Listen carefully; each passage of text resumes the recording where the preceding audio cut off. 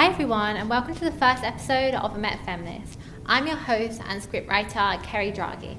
Each episode, I will discuss a different topic relating to feminism with guest academics and students.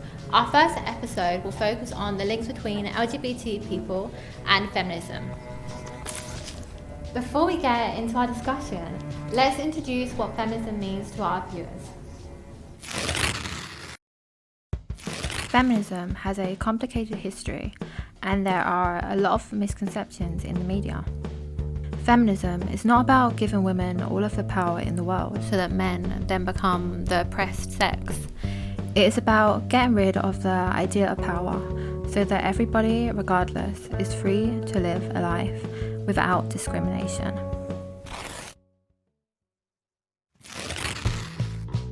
Another common misconception about feminism that we will be addressing today is that LGBTQ plus people, particularly transgender people and feminists, do not align together.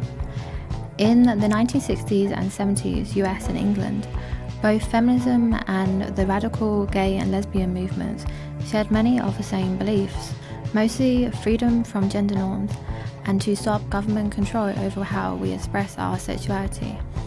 However, over recent years, friction has been created between some feminist groups and queer activists, particularly those feminists who believe that transgender people present a threat to all women.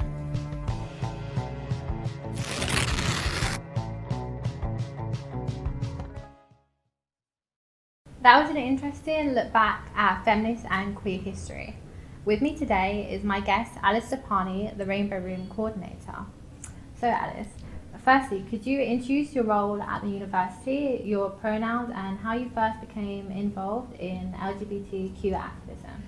Yes, thank you, Carrie, for having me. My pronouns are they, them, and my role at university is being the Rainbow Room event coordinator and also the Center of Equity and Inclusion event, basically management help. What the Rainbow Room is LGBTQ safe space for students, staff, and also external local organizations that would like to come in here, use the room for meetings or like discussion groups, film nights like we do here, and basically all the bookings come through me to organize the events. I've got into activism first after I joined a youth LGBTQ group when I was like a baby queer there, and I realized how much it helped me meet other queer people, express myself, feel free to be myself for like I think the first time, and how okay it was and how normal it could be. So then when I came to university and I had the opportunity to join the LGBTQ society team in organization and all of that, I decided to jump in on the opportunity because it's been really nice and it's been really good, and it's nice to see people enjoying and the safe space that you've created. Yeah, that's really nice. So that's what I've been doing like in the past 3 years of my university degree. So why is it important today, in your opinion, that we fight for queer liberation? Well, it's important to continue the fight that was started in the 60s and then keeps going, because it's not finished yet. It's still a long road, and it's important to continue carrying it up until we're all equal in this utopic society in which we're all like just people. Yeah, I was going to ask, how would you see a world, how do you envision a world where there is queer liberation for all, regardless of the country you are living in? Well, one part would be not stressing out because of coming out, and the stress for coming out usually comes due to the bad reactions that you get. You can lose friends, you can lose family members, you can lose your housing because of maybe you're young and you live with your parents, so you can lose the support of your parents into getting your housing. So it's a lot involved, and there's a lot behind. Yeah. So what do you think are some of the biggest issues facing queer people right now in our society? I think one of the biggest issues right now is the fact that a lot of governments and like public organizations are actually taking steps back in queer liberation. towards the rights that were already there and achieved, and they're just like taking it away. One of the things is that bill that's been discussed recently, which is would be blocking gender affirming care for trans kids, meaning blocking all hormone blockers, which are completely reversible, and it's a thing that's also used for cisgender kids for when they hit puberty too early and they just need to be delayed. For transgender people. But they are literally just blocking it for gender issues for trans people, which is the literal description of discrimination. Yeah, so I think that we should get into some of the issues that there have been between some feminists and some people who are fighting for queer liberation, because as I've discussed, the fights are one and the same, especially when it comes to healthcare, and we have abortion that is also being rolled back at the same time as trans healthcare. But there are also some people that believe that the laws that are appearing in America that seek to ban transgender women from women's sports, bathrooms and changing rooms, some even suggesting to go as far as to having to prove that they are women with genital testing. So what would you say to supporters of these laws, particularly those people who believe that transgender women have an unfair advantage over cisgender women in sports? Well, I'll start with saying that these laws not only impact trans people, but impact also any gender non-conforming or also like not exactly feminine looking woman, because the ban on bathrooms has impacted as many like masc-looking women as much as trans women, because they've been thrown out of the bathrooms and they're like cisgender women, but just because they don't look exactly like the standards, they've been like assumed to be trans, which is absurd. And about the unfair advantage in sport, is like sports comes with unfair advantage.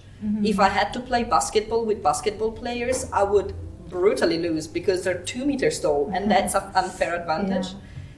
It's absurd. And also all of the testing, genital testing is what? Yeah, it's very shocking. It's a complete violation of rights. In sports, there's like testing for hormone levels, because that is true that with more testosterone levels, it's easier to develop muscle form, which is fair enough. But there's some people that have higher testosterone levels, like some women that have higher testosterone levels anyways. And also, all of this focuses on trans women, completely ignoring the fact that trans men, from day one on testosterone, which by the way doesn't really do anything on day one, they have to participate in men's sports. What about unfair disadvantage? Because they're still like in the, if they want to call it, woman's body and woman's hormones levels, which is, but they have to play like, if we're looking at unfair advantages, why are we not looking at unfair disadvantages, which is the other side of it? It's a discussion that I'm not a medical, so, and also I play sports, but not to that level. I think we should stop there and go into the next portion of my question. I agree, I'm a supporter of transgender liberation. However, an issue that I thought that could bring some safety issues for both transgender women and cisgender women is when it comes to admitting transgender women into the same services and refuges as cisgender women who are leaving abusive relationships. Because even though you and me will see a transgender person and believe that they are who they say they are, to people who are maybe not interested in like queer feminist discussions, they might see that person as a man, and it will be harmful for the transgender person and the cisgender women in that situation. So do you think that it's fair that we should be treating transgender women always the same as cisgender women, considering our experiences are different, even though we may be united in some of our struggles? Well, it's definitely a difficult topic, because on one side, yes, I understand like it's a woman's space, so it's for women, but on the other side, I also understand that like it could be also problematic for the trans person to be in a space where they're not seen as themselves, and they can be under like transphobic attack, under like on top of already escaping an abusing relationship. So I think one of the solutions would be having more LGBTQ services available, but at the same time, more education is needed. If not general population, at least the people using the services, knowing that just because someone doesn't look some women don't look exactly like you expect, that doesn't mean they're not women.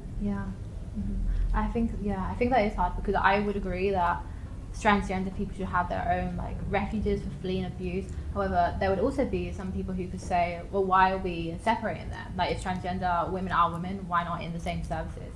But as you said, like, it can provide a threat for the transgender person as well. So that would actually be our last question, but I was quite interested in maybe talking a bit more about trans healthcare in the UK. So maybe you could give me like a quick statement of like what are some of the things that are difficult in the UK right now for trans people? Well, one thing is, again, it looks like they're really targeting trans youth because the process to access gender affirming care, it's already very long and complicated. You have to book the assessment, get a diagnosis, then from that get like someone that follows you for like hormones or endocrinologist or like operations or like obviously like doctors in that case. And the NHS waiting lists are embarrassingly long, going from like 2 to 6, 7 years, which is not an acceptable waiting time, because gender affirming care saves lives. Because if the options are not being myself or being myself, like wait 7 years and just be unhappy, it's just a lot of people cannot do it. Thank you, Alice, for sharing your experience. I think it's something we definitely have a lot to talk about. Thank you for watching, and I'll see you next time on Met Feminist. This was our first episode. Later in the series, we will be looking at some issues such as women's impact in the fight for climate justice and the experiences of mother students.